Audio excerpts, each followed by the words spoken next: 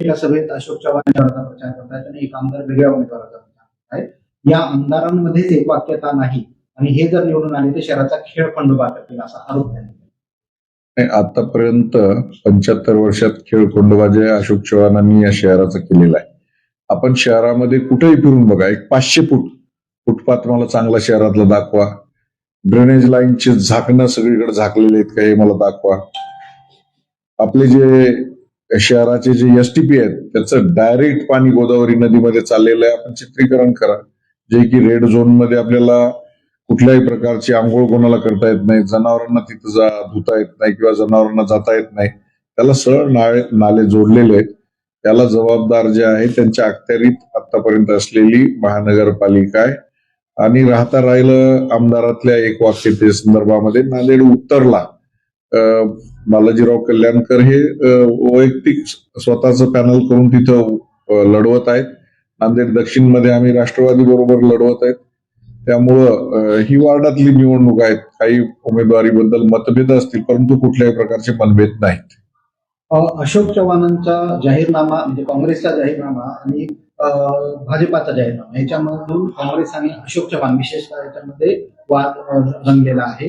अशोक चव्हाण काँग्रेसमध्ये असताना त्यांनी जी काही कामं केली तीच त्यांनी भाजपाच्या जाहीरनाम्यात टाकलेली आहे. यावर टाकली. आता नांदेड वाघाळा महानगरपालिकेचा विमानतळाचा काही संबंध आहे का? विमानतळाचा सुद्धा फोटो टाकला. आणि विमानसेवा महानगरपालिका चालू करू शकते का? मी 2004-05 साली सभापती असताना शहरामध्ये बस सेवा चालू केली होती, छोटी मिनी बस सेवा. शहरामध्ये बस सेवा आवश्यक आहे. त्यांनी त्या जाहीरनाम्यामध्ये विमान सेवा टाकली. याच्यापेक्षा हास्यास्पद काय असू शकतं? विष्णुपुरीचा एक ब्रिज टाकला. त्या ब्रिजवरून इकडून वाहन जात नाही, तिकडून वाहन जात नाही. परंतु शासनाचे पैसे आणायचे, ठेकेदारांना ते पैसे द्यायचे आणि त्याच्यातून पर्सेंटेज काढायचं, एवढंच एक काम होतं. ज्या ब्रिजवर एकही वाहन जात नाही, एकही माणूस जात नाही, अशा प्रकारचा ब्रिज त्यांच्या त्या जाहीरनाम्यामध्ये विष्णुपुरीचा टाकलेला आहे. आपण बघून घ्या. आणि जिथं गर्दी आहे, जिथं माणसांना आवश्यक आहे, तिथं कुठलेही ब्रिज नाहीये. मुख्यमंत्री फडणवीस आले होते. अशोक चव्हाणांच्या उपस्थितीत त्यांचं भाषण झालं. ते म्हणाले की 70 वर्षांमध्ये काँग्रेसने काहीच विकास केला नाही. 2008 मध्ये गुंतागुंतीत 2,500 कोटी रुपये मनमोहन सिंग यांच्या कार्यकाळात मिळाले होते. मग त्यावेळेस विकास झाला नाही.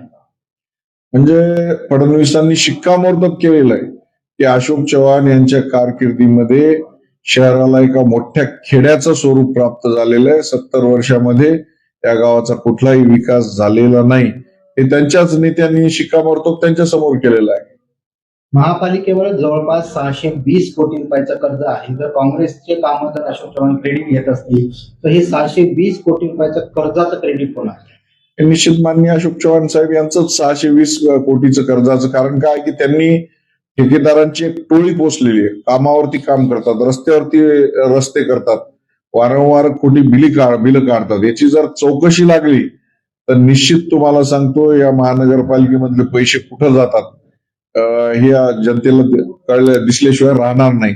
कारण काय की महत्वाचे जेवढे भूखंड आहेत शहरातले ते पूर्ण खासगी बिल्डरांना त्यांनी बीओटी तत्वावर दिले. त्याच्यामध्ये नॉमिनल रक्कम जी आहे ती महानगरपालिकेला मिळते आणि मोठ्या प्रमाणामध्ये पैसा जो आहे खासगी बिल्डरला मिळतो. आणि तेच खासगी बिल्डर जे आहेत या निवडणुकीमध्ये अशोक चव्हाण आणि त्यांच्या सहकार्याला सातत्यानं पैसे देतात. हे सत्तेचं चक्र गेल्या अनेक वर्षापासून नांदेड शहरामध्ये चालू आहे. संपर्क प्रमुख मेहत्रे आले होते. त्यांच्या उपस्थितीत मध्यवर्ती कार्यालयाचं उद्घाटन झालं. त्यावेळी आपल्या विरोधात काही आक्षेपार्ह वक्तव्य करून घोषणाबाजी करण्यात आलेली आहे.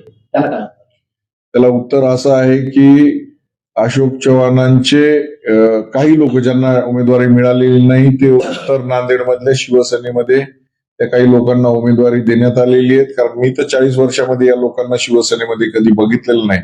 हे काँग्रेसमधून नव्यानं आलेले जे शिवसैनिक आहे अशा पद्धतीने त्यांनी घोषणाबाजी केलेली आहे. आणि निश्चित 16 तारखेच्या नंतर त्यांना उत्तर मिळेल. हिंमत असेल तर समोर येऊन घोषणाबाजी करून दाखवावी त्यांनी. आजच त्याच्यातले काही दोघं लोक येऊन क्षमा मागून गेलेले आहेत. त्याच्यामुळं त्या वादावरती आता पडदा पडलेला आहे.